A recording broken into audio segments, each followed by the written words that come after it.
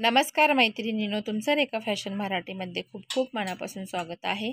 तर आज आपल्याला 34 साईज कटोरी ब्लाऊजचे जे आहे आपण पेपर कटिंग केलेली होती काल. आपण त्याच ब्लाऊजची स्टिचिंग करणार आहोत. तर त्याचबरोबर वेल्वेटचा ब्लाऊज आहे, तर वेल्वेटच्या ब्लाऊजला आपल्याला टीप जी आहे ती किती नंबरची घ्यायची आहे तेही मी तुम्हाला आजच्या व्हिडिओत सांगणार आहे. तर आपण जी टीप आहे ती 3 नंबरची घेतलेली आहे. तर 3 नंबरची टीप घेतल्यामुळं आपला जो ब्लाऊज आहे तो गोळा होत नाही. वेल्वेट जे आहे ते असं गोळा होत नाही तर आपल्याला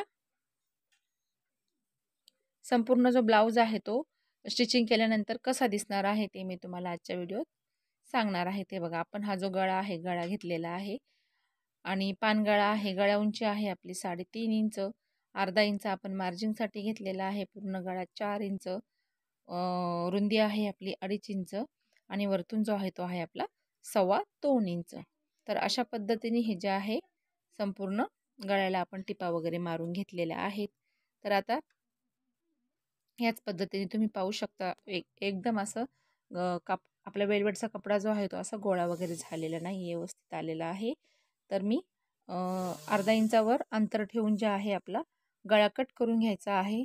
संपूर्ण गळ्याला छोटे छोटे कट जे आहेत ते लावून घ्यायचे आहेत. संपूर्ण गळ्याला छोटे छोटे जे कट आहेत ते आपल्याला लावून घ्यायचे आहेत. कट लावल्यामुळं आपण जो गळा घेतलेला आहे त्या गळ्याला आकार आहे तो व्यवस्थित येणार आहे. आपला जो ब्लाऊज आहे, बॅक साईडचा पार्ट आहे तो आपण उलटा करून घेणार आहोत आणि गळ्याला आपल्याला कडेकडेने टीप मारून घ्यायची आहे. तर अशा पद्धतीने संपूर्ण गळ्याला आपल्याला कडेकडेने टीप मारून घ्यायची आहे. आपल्याला आकारही जो पान घेतलेला आहे तो पान आकार आला पाहिजे. तर अशा पद्धतीने आपण संपूर्ण गळ्याला टिपा ज्या आहेत ते मारून घ्यायच्या आहेत.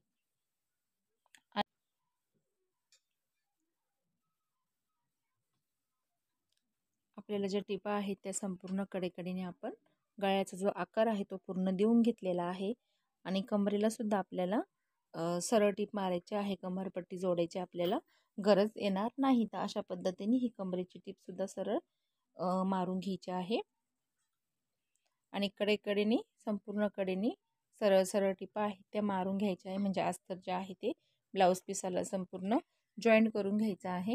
म्हणजे एक्स्ट्राचं जे आपलं अस्तर आहे ते आपल्याला कटिंग करून टाकायचं आहे.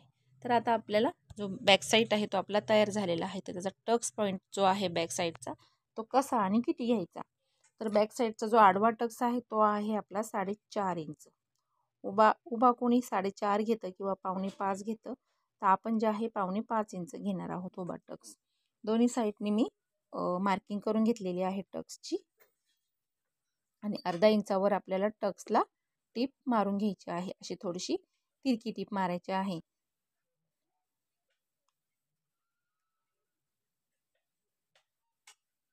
दोन्ही साईडने आपल्याला तिरक्या तिरक्या टिपा ज्या आहेत टक्स पॉईंटच्या बॅक साईडच्या त्या मारून घ्यायच्या आहेत. तर अशा पद्धतीने हा जो बॅक साईड आहे तो संपूर्ण आपला तयार झालेला आहे. आता आपल्याला फ्रंट साईड आहे तो तयार करायचा आहे. ते बघा, फ्रंट साईडची मी संपूर्ण अस्तर वगैरे जोडून घेतलेला आहे. आता आपल्याला टक्स पॉईंट आहे तो किती घ्यायचा आहे. तर उभा टक्स आहे तो आहे आपला 2.5 इंच. उभा टक्स आहे आपला 2.5 इंच आणि आडवा आहे 1.5 इंच. तर अशा पद्धतीने तिरकी टीप जी आहे ती आपल्या कटोरीला मारून घ्यायची आहे. तर पाहू शकता आपली जी कटोरी आहे त्या कटोरीला जो शेप आहे तो किती छान आलेला आहे. एक्स्ट्रा एक टीप मारून घ्यायची आहे. दोरे जे आहेत ते व्यवस्थित कटिंग करून घ्यायची म्हणजे आपल्या ब्लाऊजला फिनिशिंगही छान येते. हे बघा, पाहू शकता तुम्ही कटोरी जी आहे ती तिला टक्स आहे तो पण किती छान आलेला आहे आणि फिनिशिंगही छान आलेलं आहे. तर मी परत एकदा सांगते, उभा टक्स आहे आपला 2.5 आणि आडवा आहे 1.5. तर अशा पद्धतीने हे टक्स आहे दोन्ही कटोऱ्यांना आपण मारून घेतलेले आहेत. आता आपल्याला आपली जी क्रॉसपट्टी आहे आणि कटोरी आहे, तर क्रॉसपट्टी आणि कटोरी, तर काहींचं काय होतं, जी क्रॉसपट्टी आहे ती छोटी होऊन जाती आणि कटोरी जी आहे ती मोठी राहते. म्हणजे फिट करताना कटोरीचा किंवा क्रॉसपट्टीचा जो भाग आहे तो उरतो. तर अशा पद्धतीने मी तुम्हाला काल जो व्हिडिओ टाकलेला आहे पेपर कटिंग 34 साईज, तर तुम्ही त्या पद्धतीने जर कटिंग केली तर तुमचं क्रॉसपट्टीही उरणार नाही आणि कटोरीही उरणार नाही. तर पाहू शकता तुम्ही आपल्या कटोरीला आणि क्रॉसपट्टीची जी फिनिशिंग आहे ती किती छान आलेली आहे. आता ही जी आहे आपली योगपट्टी आहे, तर योगपट्टीला सुद्धा मी अस्तर जोडून घेतलेला आहे. सिंगल योगपट्टी आहे आपली, तिला सुद्धा ह्या पद्धतीने आपल्याला टीप आहे ती मारून घ्यायची आहे सरळ. आणि आतूनही जी फिनिशिंग आहे ती आली पाहिजे, अशा पद्धतीने आपल्याला टीप मारायची आहे. हे बघा, अशा पद्धतीने एकदा फोल्ड करून घ्यायचं आणि अस्तरला फोल्ड करून परत एक आपल्याला योगपट्टीला टीप मारून घ्यायची आहे. आणि मग आपल्याला जो आपलं जे आतमध्ये जे कपडा आहे तो आपल्याला उलटा करून घ्यायचा आहे. आणि उलटा करून घेतल्यानंतर आपला जो फ्रंट साईडचा भाग आहे तो तुम्ही पाहू शकता, तर कशा पद्धतीने तयार झालेला आहे आणि त्याला फिनिशिंगही खूप छान आलेली आहे. आता आपण हुक पट्टी लावणार आहोत. हुक पट्टीसुद्धा डबल फोल्ड आहे कपडा मी घेतलेला, तर अशा पद्धतीने ही हुक पट्टीला सरळ टीप मारून घ्यायची. परत एकदा आपल्याला दाब टीप जी आहे तीही मारून घ्यायची आहे. आणि थोडंसं जे आहे 1/2 इंच कपडा दुमडून घ्यायचा आहे आपल्याला अशा पद्धतीने. आणि मग आतमध्ये जो आपला कपडा आहे तो फोल्ड करून घ्यायचा आणि सरळ टीप मारून घ्यायची आहे. तर अशा पद्धतीने ही जी आहे आपली हुकपट्टी झालेली आहे. आणि हुकपट्टी आपली जी आतून पाहू शकता तुम्ही, जी ब्लाऊजला फिनिशिंग आहे ती पण छान आलेली आहे, वरूनही छान आलेली आहे. आता आपण गळा उंची घेणार आहोत 7.5 इंच, म्हणजे 7.25 इंच आहे, अर्धा इंच आपण घेतलेला आहे मार्जिंगसाठी. तर अशा पद्धतीने गळ्याला गोल आकार देऊन आपल्याला कट करून घ्यायचा आहे आपला गळा. तर संपूर्ण गळा जो आहे तो आपला तयार झालेला आहे. आता आपल्याला गोट करण्यासाठी तिरकी पट्टी काढायची आहे. तिरकी पट्टीमुळे काय होतं, जो आपला गोट आहे तो फिट बसतो आणि गोटला फिनिशिंगही छान येणार आहे. तर अशा पद्धतीने मी दोन्ही साईडला 2 पट्ट्या ज्या आहेत त्या काढून घेतलेल्या आहेत. हे बघा, ही गोटची पट्टीसुद्धा ह्या पद्धतीने आपल्याला जॉईंट करून घ्यायची आहे फोल्ड करून. आणि 1/2 इंचाचा अंतर ठेवून आपल्याला आपल्या गोटला टीप मारायची आहे.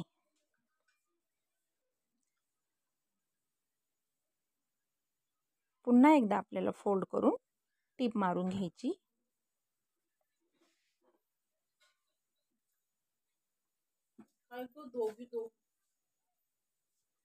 आणि जे पण एक्स्ट्राचा कपडा आहे तो आपल्याला कटिंग करून टाकायचा. आणि मग आपल्याला पाहू शकता गोट जो आहे तो अशा पद्धतीने करायचा आहे.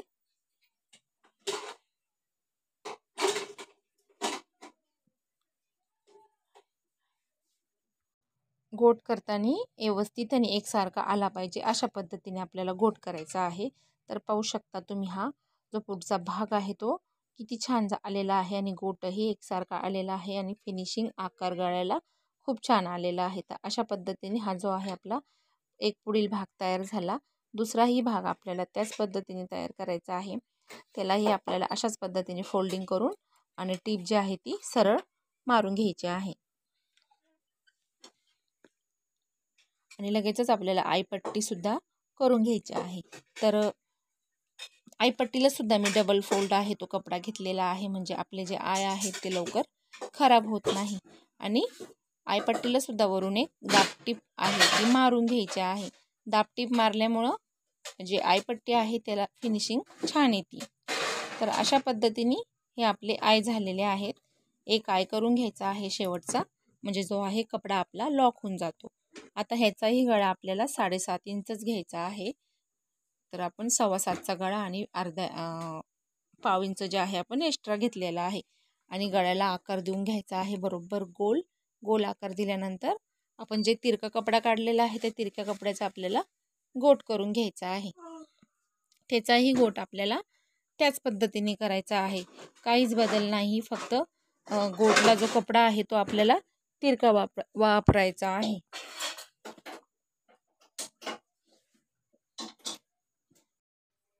तर अशा पद्धतीने ह्यालाही आपण गोट जो आहे तो जो आपण आधी केलेला आहे त्याच पद्धतीने आपल्याला गोट करायचा आहे. आणि गोट करून झाल्यानंतर आय जे आहेत ते करून घ्यायचे आहेत.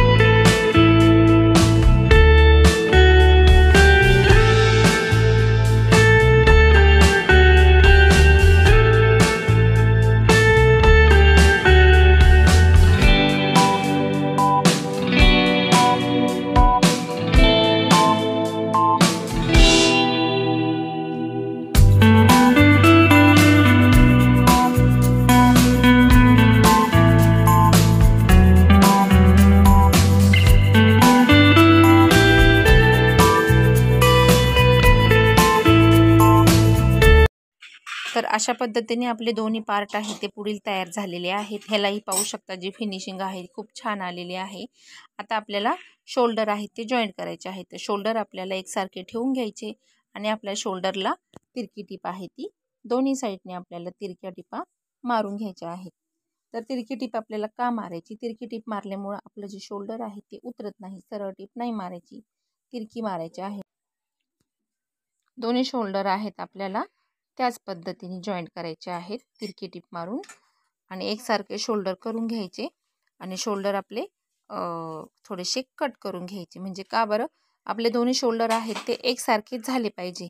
एक शोल्डर लहान आणि एक शोल्डर मोठं जर झालं तर आपल्या ब्लाऊजला जी फिटिंगला पण प्रॉब्लेम येतो आणि फिनिशिंगही आपल्या ब्लाऊजची व्यवस्थित येत नाही आणि ब्लाऊज जो आहे तो शोल्डरला प्रॉब्लेम देतो.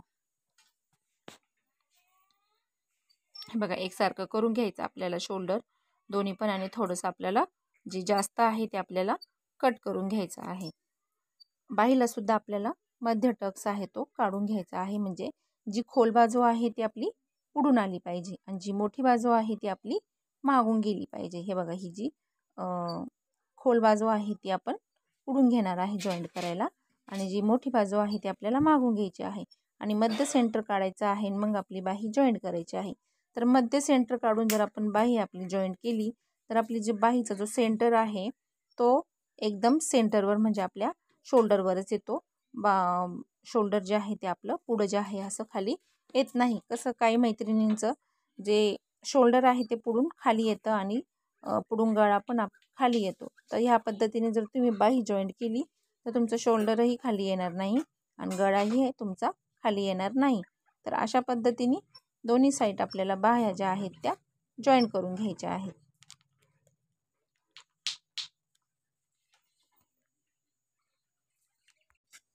तर दोन्ही साईडच्या बाह्या ज्या आहेत त्या आपल्याला त्याच पद्धतीने जॉईंट करायच्या आहेत आणि आपल्याला बॉक्स फिटिंग करून घ्यायचे आहे. तर बॉक्स फिटिंग करायला एकसारखं आपल्याला जॉईंट करून घ्यायचं आहे आणि मग आपल्याला आपली बॉक्स फिटिंगची सरळ टीप मारून घेऊन जे पण आपला एक्स्ट्रा कपडा उरणार आहे तो आपल्याला कटिंग करून घ्यायचा आहे.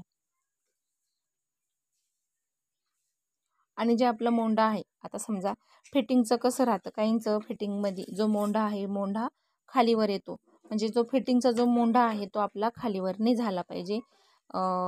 दोन्ही जे सेंटर आहे मोंढ्याचं इकडच्या बाहीचं आणि तिकडच्या बाहीचं म्हणजे सेंटर जे मधलं मोंढ्यातलं येतं ते एकसारखं आलं पाहिजे. म्हणजे एकाला एक जॉईंट झालं पाहिजे.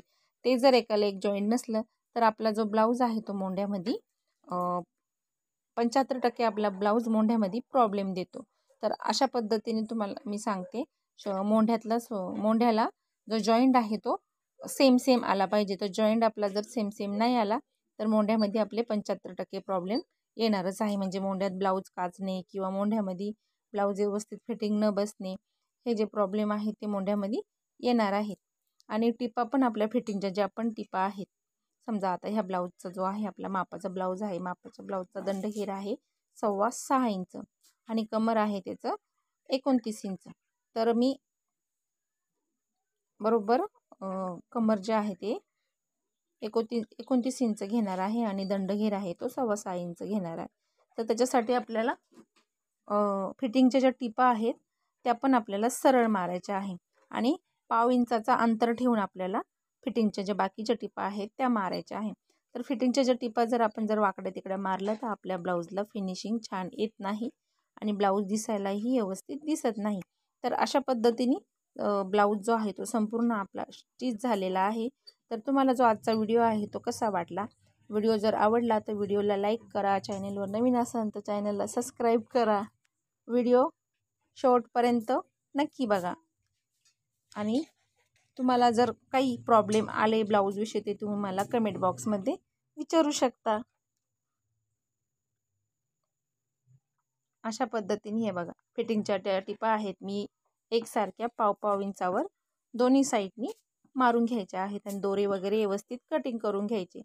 दोरे वगैरे जर व्यवस्थित कटिंग करून घेतले तर ब्लाऊजला फिनिशिंग छान येते आणि ब्लाऊज दिसायला ॲक्टिव्ह दिसतो. आता आपल्याला ह्याच ब्लाऊजला लेसही लगेचच टाकून घ्यायची आहे. तर आपल्याला लेस आहे ती मी ब्लॅक गोल्डन असं कॉम्बिनेशन घेणार आहे.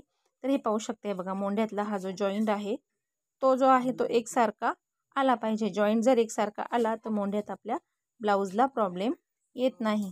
अशा पद्धतीने हा ब्लाऊज आहे तो संपूर्ण झालेला आहे. हे बघा, आता ही जी लेस आहे ती आपल्याला ही लेस संपूर्ण गळ्याला टाकून घ्यायची आहे आणि टीप मारताना एकसारखी मारायची आहे, वाकडी तिकडी मारायची नाही. लेसला सुद्धा एकसारखी जर टीप मारली तर ती लेसही व्यवस्थित बसती आणि दिसायला ॲक्टिव्ह दिसते. आणि जो आपला आकार आहे, जिथं आपण कोणताही गळा घेऊ शकता, पान म्हणा, चांदणी गळा म्हणा, चौकोनी गळा म्हणा, गोल गळा म्हणा, त्याला आपल्याला जो आकार द्यायचा आहे तो आकार आपण व्यवस्थित द्यायचा आहे. तो आकार जर व्यवस्थित दिला तर आपला ब्लाऊज व्यवस्थित दिसणार आहे, फिनिशिंगही छान दिसणार आहे. अशा पद्धतीने संपूर्ण मी ब्लाऊजला जी लेस आहे ती टाकून घेतलेली आहे आणि एक डबल टीप जी आहे ती लेसला ती पण आपण मारून घेणार आहोत.